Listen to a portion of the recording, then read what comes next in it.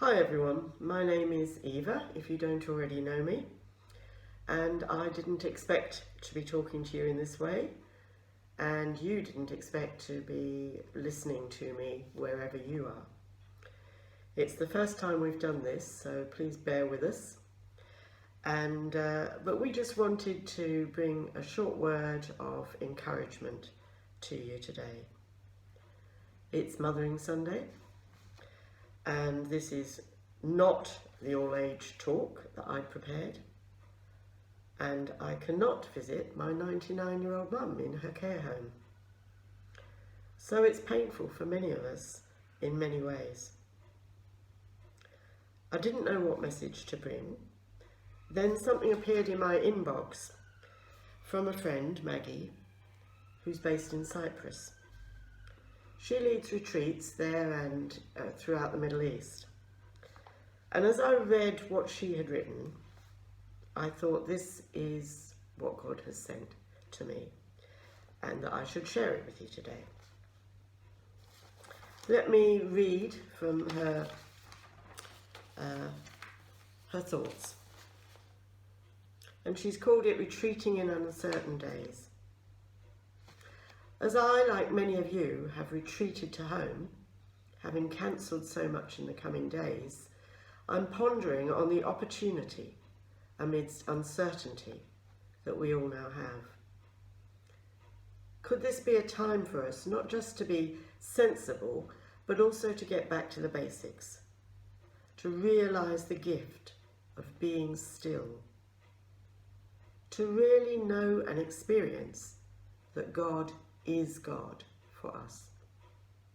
It is interesting that this virus has been hitting us most severely in Lent, a time which started with Jesus being led out of ordinary life into retreat, into a hard and cruel place, into a lonely place, into a place of isolation, into a place of uncertainty, into a place of questioning, a place of pondering the future, maybe a place of wondering, where is God in it all?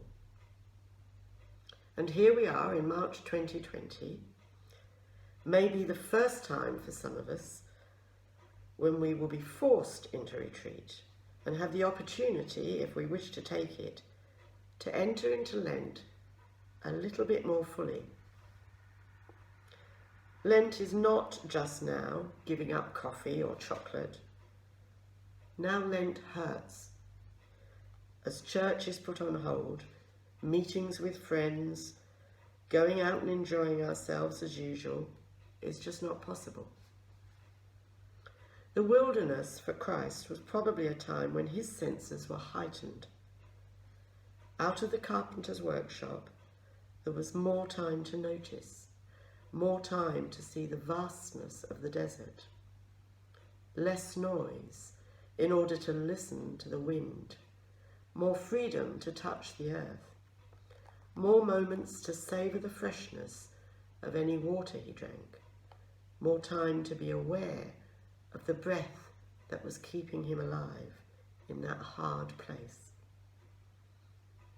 On retreat, we often feel as though we're moving into a place of less, a returning to the basics.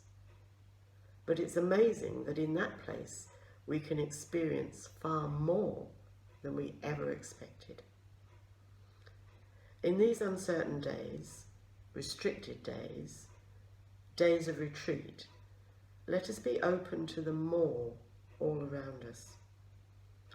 It's there. If you can, look out of the window. What have you never noticed before? Open the door. What can you hear that you didn't listen to before? When you drink a glass of water, savour it and realise what a wonderful gift it is. As you are still, know that God is with you, and God is for the world at this time. So I hope you found those words helpful as I did. And it just says so well what I feel God is wanting us to understand. This time of stripping away, which is uncomfortable to say the least, and for some maybe heartbreaking, this time of less is a time God has more for us. It's a time of opportunity. God is God. God is not limited to our earthly resources, our lack of loo rolls and pasta. God is not limited by our freedom of movement or lack of it. As pastoral worker, I'm used to trying to care for people, keep in touch, support. But I've had more time in the last few days, more opportunities to listen to people and for them to listen to me than I have in the weeks before. But first and foremost, let it be a time for us to listen to God and to pray.